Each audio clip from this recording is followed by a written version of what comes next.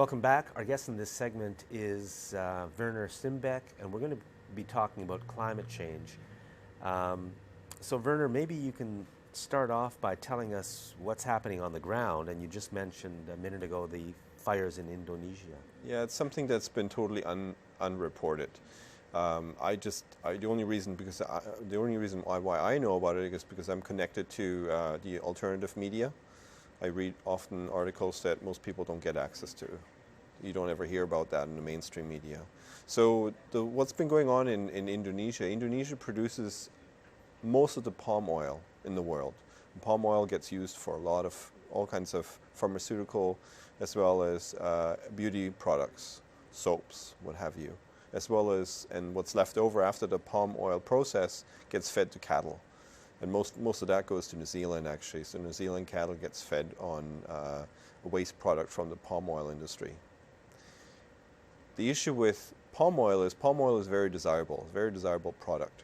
So in order to make more room in Indonesia for palm oil, they burn down, on purpose, the forests.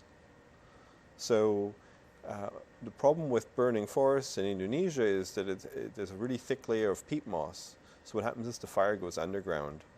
Peat moss, once it's warm and dry enough, and this year has been particularly bad because we have an El Nino year, so it's very dry there. So the forests are dry. These fires that get started on purpose, once they start, it's really hard to put them out. They've had so much smoke in that area, and I'm sure you remember when we had our fire season, we had smoke all across the country, you know.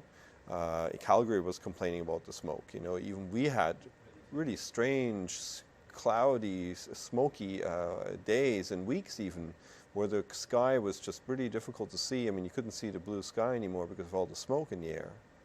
People with respiratory illnesses had problems breathing.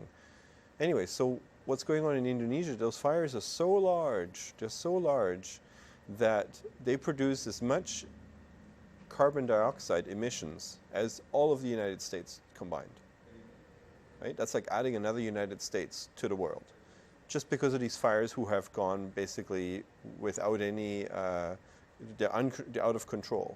So when you have out of control peat moss fires, burning down the forest in order to make more space for palm oil production, I mean, you're losing all the natural habitat for all kinds of species that only live in Indonesia.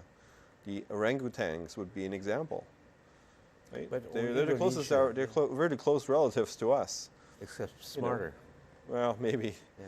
But you know, that's their home. That's where they come from, and it's being actively destroyed in order to feed the need for palm oil.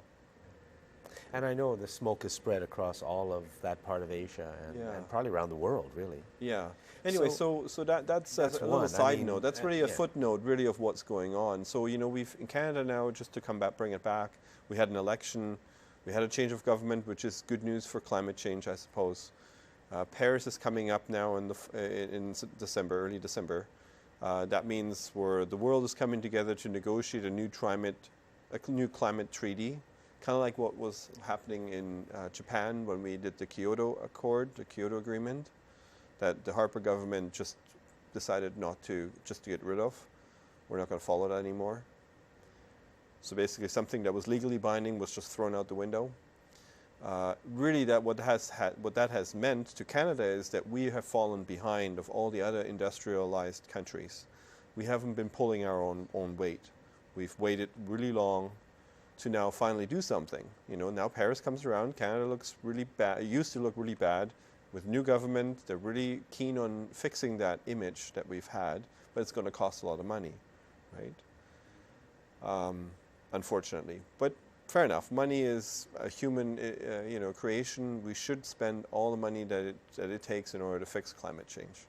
So the trouble with Paris, because with the timing of the election and the change of government and Paris coming so quickly, or the negotiation in Paris is so close to the end of the election cycle here, the targets that were negotiated on behalf of Canada were the targets the Harper government agreed to, and they're really weak. We're the weakest ones. Our targets are the weakest amongst all the industrialized world. Canada is dead last on that one. So what has been suggested is that we use financial means to help countries in the third world to help them. For them basically to get rid of fossil fuels quickly. So instead of going down the same path we have gone down, with fossil fuels, coal, burning coal for electricity, using oil and gas. And you mean we're going to keep doing what we do, being totally wasteful, but we're going to give money to somebody else? We're going to give money to somebody else. That's the plan? Yeah, well, that's going to be part of the plan, yes. So we're going to give money. I'm sure we're also going to do a lot in our country to reduce emissions, but really this makes actually sense. We should give money to third world countries that don't have the financial means in order to invest in green technology. We should really give them a head start on that. We should also do lots for us as well. See, what's at stake is not economic prosperity. What's at stake is survival. That often doesn't get translated or doesn't get explained. Though, if you were listening to Obama when he announced the killing of the XL pipeline, really, he did describe quite eloquently, better than I can, that it's really about the survival of our species. Really? Yes. Oh, I'd never heard that. Absolutely. Oh, okay. Right? And that is pretty severe. And I was quite impressed that he actually mentioned that. Now, I don't know if you ever listen to the full interview, the full announcement, you probably just get the soundbite, right? Oh, I see. In the evening news, when you watch or when you read the article on it. They chose not to show, or maybe they did show it. I don't know. I never heard about it in. Yeah. Well, see, I listen to Democracy Now, among other things, so I can't totally say on the mainstream media they didn't cover it. Yeah. But I normally watch Democracy Now on a regular basis, which is an independent news. It certainly wasn't big news. No. Well, it was about, how basically the environmental movement won. Yeah. Keystone XL is dead. Yeah, but no mention of the real truth, which is that our survival is at stake. But really, yeah, so that's the issue, is really what that means, right? It's a symbolic gesture, really, in some ways. Oil prices are low right now, so the pipeline isn't really all that attractive anyways, right? But anyway, having said that, the point is that in the United States, since the beginning of the negotiations of getting this approved, this pipeline, the United States built 50,000 kilometers of pipeline in the United States. So they totally improved their pipeline grid, if you want to call it that. Being able to move oil from all kinds of fracking spots throughout the United States to wherever it needs to go.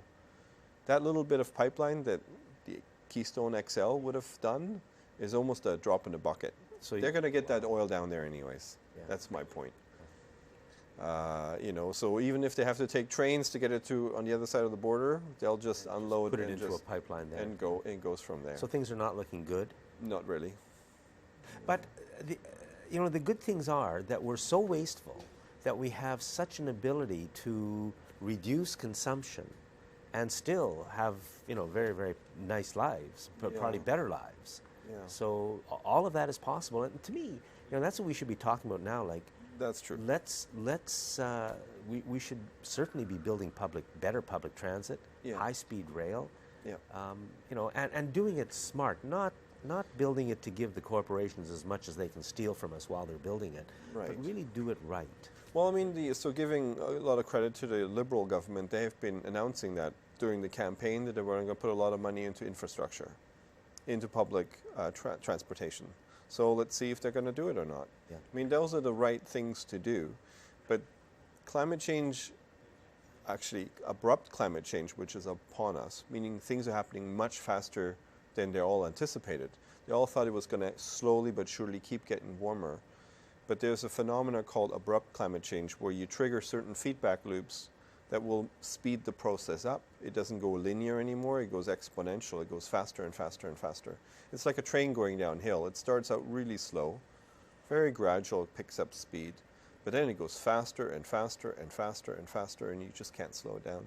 That's what climate change is like. So we're really at, point of no return potentially. We all have to put all hands on deck trying to reverse that trend. And I'm so glad that the scientists are being unmuzzled by the Liberal government now in Canada in particular. We have a new environment minister who's a minister of the environment and climate change. So it does reinforce climate change all the time, which is a really good PR stunt, if you want to call it that. Because a lot of people have been in denial, you know, about climate change. But climate change is going to bite us. It's going to cost us a lot, you know. And it already is. And it already is, and it's not going to go away. You know, Paris is not going to fix it. Paris is just a good step forward. Yeah. But even with Paris, even with all the targets that all the countries have pledged, we're still looking at 3 degrees Celsius warmer by the end of the century. And 3 degrees Celsius is unfortunately a total disaster. Yeah, we're at 1 degree now. Yeah. We're barely at 1 degree now. If things don't improve drastically, we're going to be at 2 degrees by mid-century. You know, it doesn't sound like a lot. Well, what does 2 degrees mean? What does 2 degree mean? It means the world is on fire. It means drought. It means flood. It means storm. What people don't realize, no food. When the scientists calculate this average increase over the entire globe, that means everywhere, on average, it gets warmer by 1 degree. But there could be pockets where it could be 4 or 5 degrees warmer, and other places where it's only half a degree warmer. But on average, it's 2 degrees, or on average, it's 1 degree. You know, we're gonna see. The trouble is with we're gonna have all the extremes. We're gonna have more floods, more droughts. We're gonna have this thing with Syria, for example. We're gonna have people basically trying to migrate from places that are too dry, too arid, to places where it's more moist, meaning where you have a chance of agriculture. This scenario in Europe with Syria, with all those refugees, the big reason of why there was a civil war was because of a huge drought that they've had. I've heard that. And Werner, we're going to have to leave it there. Okay. Yeah. So it's a very dangerous situation. We can only hope that the promises the Liberal government made, they will hold to and really move us in the right directions. Thanks for watching this segment of Citizens Forum.